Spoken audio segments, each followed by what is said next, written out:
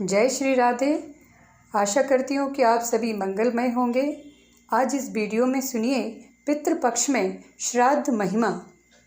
भगवान शिव कहते हैं, हे पार्वती, अब मैं 7वें अध्याय का महात्मा बतलाता हूँ, जिसे सुनकर कानों में अमृत राशि भर जाती है। पाटलिपुत्र नामक एक दुर्गम नगर है, जिसका गोपुर बहुत ही ऊंचा है। उस नगर में शंकुकर्ण नामक एक ब्राह्मण रहता था।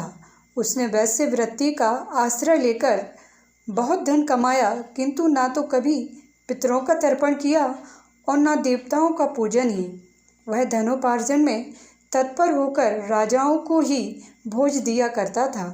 एक समय की बात है, उस ब्राह्मण ने अपना चौथा विवाह करने के लिए पुत्रों और बंधुओं के साथ यात्रा की।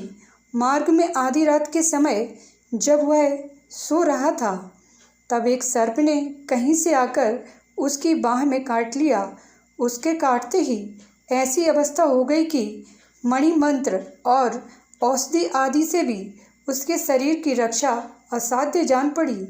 तत्पश्चात कुछ ही क्षणों में उसके प्राण पखेरु उड़ गए और वह प्रेत बना।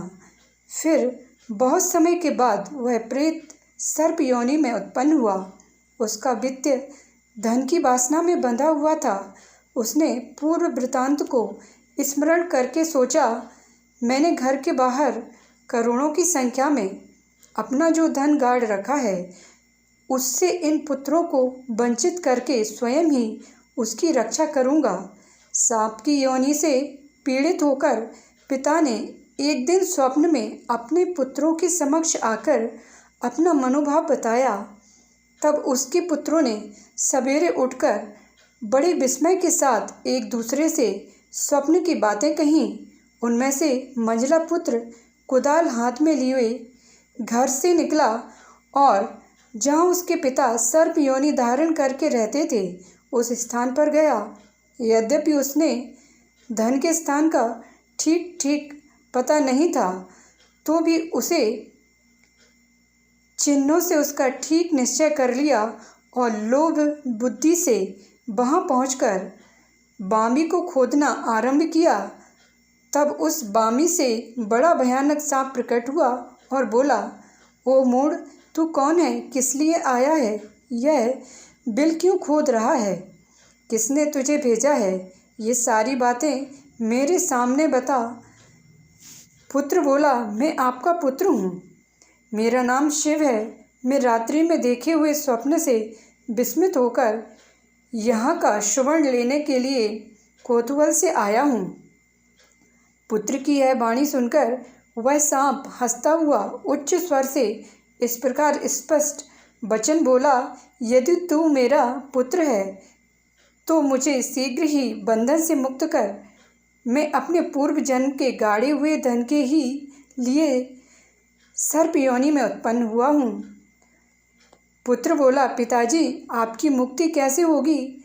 इसका उपाय मुझे बताइए, क्योंकि मैं इस रात में सब लोगों को छोड़कर आपके पास आया हूँ। पिता बोला, बेटा, गीता के अमृतमय 7वें अध्याय को छोड़कर मुझे मुक्त करने में तीर्थ, दान, तप और यज्ञ भी सर्वथा समर्थ नहीं है।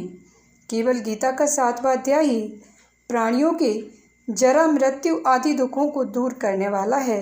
पुत्र, मेरे श्राद्ध के दिन गीता के 7वें अध्याय का पाठ करने वाले ब्राह्मण को श्रद्धापूर्वक भोजन कराओ। इससे निसंदेह मेरी मुक्ति हो जाएगी। वत्स, अपनी शक्ति के अनुसार पूर्ण श्रद्धा के साथ निवर्षी और वेद विद्या में प्रवीण अन्य ब्राह्मणों को भी भोजन कराना। सर्प योनि में पड़े हुए पिता के ये वचन सुनकर सभी पुत्रों ने उसकी आज्ञा अनुसार तथा उससे भी अधिक किया। तब शंकुकर्ण ने अपने सर्प शरीर को त्याग कर दिव्य देह धारण किया और सारा धन पुत्रों के अधीन कर दिया। पिता ने करोड़ों की संख्या में जो धन उनमें बांट दिया था, उससे वे पुत्र बहुत प्रसन्न हुए। उनकी बुद्धि धर्म में लगी हुई थी, इसीलिए उन्होंने बावली, कुआं, पोखरा, यज्ञ तथा देव मंदिर के लिए उस धन का उपयोग किया और अन्नशाला भी बनवाई। तत्पश्चात 7वें अध्याय का सदा जाप करते हुए उन्होंने मोक्ष प्राप्त किया।